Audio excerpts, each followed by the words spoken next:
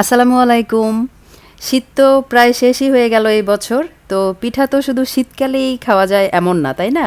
শীতকাল কিংবা গরমকাল অর্থাৎ সারা বছর ধরে বানিয়ে খাওয়া যায় এরকম একটা পিঠার রেসিপি আজকে করে দেখাবো।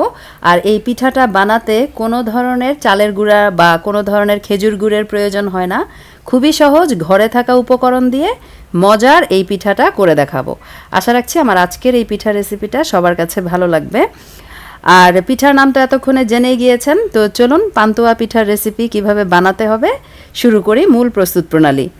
প্রথমেই একটা বাটিতে নিয়ে নিচ্ছি একটা ডিম, আর নিয়ে নিচ্ছি হাফ কাপ পরিমাণ চিনি, সাথে হাফ টিস্পুন পরিমাণ লবণ, হাফ টিস্পুনের থেকেও কম পরিমাণে লবণ ব্যবহার করেছি।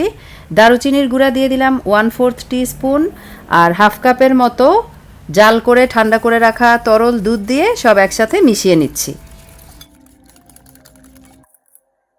সব সুন্দরভাবে মিশিয়ে নেওয়ার পর একটু অপেক্ষা করব যেন চিনিটা গলে যায়। চিনিটা গলে যাওয়ার পর আমি হাফ কাপ করে দুইবারে 1 কাপ পরিমাণ ময়দা দিয়ে মিশিয়ে নিচ্ছি। যখন মিশাতে মিশাতে একটু ঘন মনে হবে সেক্ষেত্রে কিছুটা তরল দুধ অ্যাড করব, আর ঘনত্বটা ঠিক করে নিব। মানে পাটিসাপটা পিঠা বানানোর জন্য যেরকম আমরা ব্যাটারটা তৈরি করি, খুব বেশি পাতলা না বা খুব বেশি ঘন না, সেরকম একটা কনসিস্টেন্সির ব্যাটার তৈরি করে নিতে হবে। এটা আসলে বুঝে নিতে হবে আপনাদেরকে ভিডিওতে দেখে। তো আমি টোটাল এখানে 1 কাপ পরিমাণ তরল দুধ ব্যবহার করেছি। 10 মিনিটের জন্য এখন ঢেকে রেস্টে রাখলাম। সেই 10 মিনিটের মাঝেই আমি আরেকটা প্রসেস করে নিচ্ছি, সেটা হচ্ছে দুটো ডিম নিয়ে নিচ্ছি একটা বাটিতে। সামান্য একটু লবণ দিব আর 1 টিস্পুন পরিমাণ চিনি দিয়ে মিক্স করে নিব। ডিমটা মিশিয়ে একটা পাশে রেখে দিলাম। অন্যদিকে 10 মিনিট হয়ে গেছে। 10 মিনিট পরে এই ব্যাটারটাকে আমি দুইটা ভাগে ভাগ করে নিব, কারণ আজকে পিঠাটার মধ্যে আমি একটু ফুড কালার ব্যবহার করব। তবে যারা ফুড কালার পছন্দ করেন না তারা স্কিপ করতে পারেন। অর্ধেকটা ব্যাটারের মধ্যে আমি গ্রিন ফুড কালার দিয়ে দিচ্ছি, হাফ টিস্পুনের মতো দিয়ে মিক্স করে নিচ্ছি। আর বাকি অর্ধেকটার মধ্যে আমি অরেঞ্জ ফুড কালার দিব, খুবই সামান্য পরিমাণ দিয়ে মিক্স করে নিব। দুইটা কালার ব্যবহার করে পিঠাটা তৈরি করলে দেখতে অনেক বেশি সুন্দর হয়। এই পিঠাটার বিভিন্ন নাম, এক এক অঞ্চলে এক এক নামে ডাকা হয়। কোনো কোনো জায়গায় এটাকে ডিম সুন্দরী পিঠাও বলা হয়। তো ডিম সুন্দরী পিঠা যেহেতু ফুড কালার ইউজ করে পিঠাটা বানালে দেখতে অনেক বেশি সুন্দর হয়।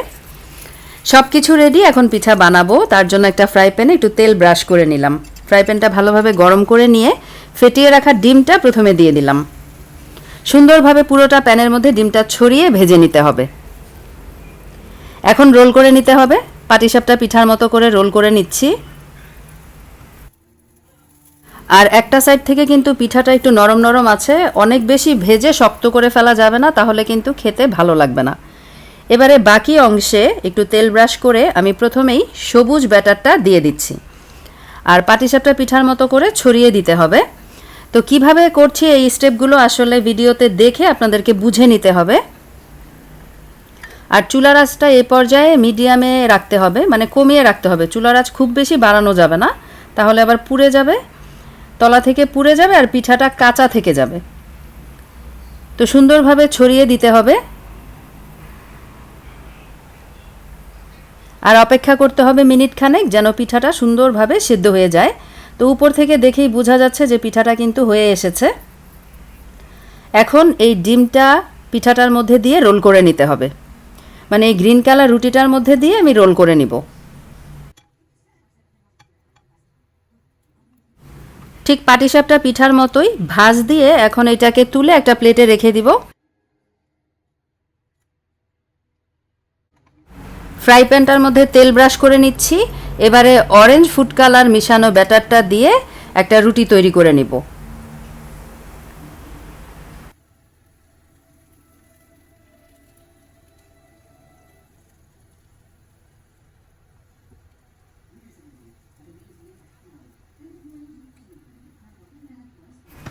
এখন একটু ঢেকে দিব, 20 থেকে 30 সেকেন্ডের জন্য ঢেকে রাখলেই পিঠাটা সিদ্ধ হয়ে যাবে। এ পর্যায়ে রুটিটা যখন হয়ে যাবে তখন সেই রোল করে রাখা পিঠাটা এর মধ্যে দিয়ে আবারও সুন্দরভাবে রোল করে নিতে হবে। তুলে নিব। এবার একই প্রসেসে তেল ব্রাশ করব এবং সবুজ ব্যাটারটা দিয়ে রুটি তৈরি করে আবারও পিঠাটা দিয়ে ভাঁজ করে নিব। সেম প্রসেসটা ততক্ষণ রিপিট করতে হবে যতক্ষণ না ব্যাটার শেষ হয়ে যায়। ব্যাটার শেষ হওয়া পর্যন্ত একইভাবে রুটিগুলো বানাতে হবে আর পিঠাটা দিয়ে রোল করে নিতে হবে। তো আমি যেহেতু 1 কাপ পরিমাণ ময়দা দিয়ে পিঠা তৈরি করেছি, অনেক বেশি পিঠা হবে না। আপনারা পরিমাণে বেশি বানাতে চাইলে সেক্ষেত্রে সবগুলো উপাদানের পরিমাপ ডাবল করে বা বাড়িয়ে সেভাবে পিঠা বানিয়ে নিতে পারেন। আর যদি কেউ পিঠাতে মিষ্টির পরিমাণ বেশি খেতে চান সেক্ষেত্রে চিনির পরিমাণটাও আরেকটু বাড়িয়ে দিতে পারেন। আমি যেই পরিমাণ দিয়েছি তাতে হালকা মিষ্টির হবে। আমি হালকা মিষ্টি যেহেতু পছন্দ করি তাই হালকা মিষ্টি দিয়েই পিঠাটা বানিয়েছি। আর এই পিঠাটা বিকালের নাস্তায় চায়ের সাথে খেতে কিন্তু দারুণ লাগে, আর বাচ্চার স্কুলের টিফিনেও কিন্তু দেয়া যায়। যেহেতু ডিম দিয়ে বানানো, বাচ্চারাও বেশ পছন্দ করে খায়, আবার দেখতেও সুন্দর। তো আমার মোটামুটি পিঠা বানানো শেষ, আর অল্প একটু ব্যাটার আছে। সবার লাস্টেরটা দিয়ে আমি একটা রুটি বানিয়ে নিব। সেটা রোল করব না যেহেতু পরিমাণে কম আছে। এই তো পিঠাটা রোল করা হয়ে গেছে, এখন তুলে নিব। মোটামুটি একটু ঠান্ডা হয়ে এলে পিঠাটাকে কেটে তারপরে দেখাবো। এই তো হয়ে গেল দারুণ সুন্দর আর মজাদার একটা পিঠার রেসিপি। এই পিঠাটা কিন্তু বছর জুড়ে যখন ইচ্ছা তখনই বানিয়ে খাওয়া যায়, কারণ ময়দা, ডিম, দুধ সবার বাসাতেই থাকে। তো কেমন লাগলো আমার আজকের রেসিপি কমেন্টে জানাতে পারেন, আর ভালো লেগে থাকলে আমার চ্যানেলটাকে সাবস্ক্রাইব করে সাথেই থাকবেন পরবর্তী আপডেট পাওয়ার জন্য। তো সবাই ভালো থাকবেন, সুস্থ থাকবেন, আর হিমিকাস কিচেনের সাথেই থাকবেন। কথা হবে পরের পর্বে নতুন আরও একটা রেসিপি নিয়ে। আজকে বিদায় নিচ্ছি, আল্লাহ হাফেজ।